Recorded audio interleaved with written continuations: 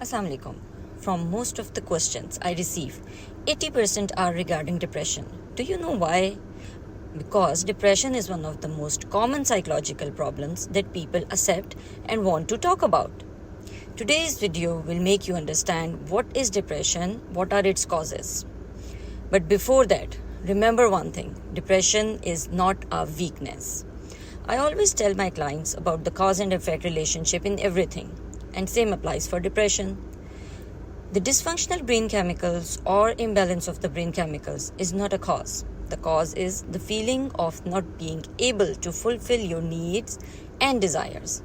When we cannot do this, we feel powerless because the situation that is beyond our control, no matter how hard you try, you're not able to change it. Futility and depression are synonyms. Depression is actually directly related to our relationships.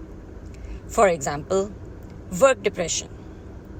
Relationship in your workplace includes relationship with your boss, your colleagues, your subordinates, etc. Home depression. Relationship with your siblings, your parents, your children, or any family member. What happens next is you need help from other people around you to change your situation, but they are not willing to cooperate. This incapacity to change the situation lowers your self-esteem, and we perceive and surrender to the fact that we are suffering. What we need to understand is that anxiety is the first step towards depression. When we first experience anxiety, we resist it and do not accept it. Now close your eyes and imagine a situation. There is a closed door to a place where you want to be. For example, it can be a country, a city, a garden, a position, anything.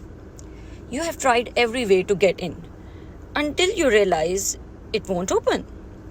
You just sit down and emotionally resist the fact that the door is closed because there is hope that it might open someday. The suffering in this down phase is where you need to hang on. You need to find another destiny or door that you can enter. A part of you will still hang on to the closed door and you're not willing to let it go. This resistance or futility is what is exhausting and depressing. Hope you have got the concept of depression. In our next episode, we will talk about the solution to this problem.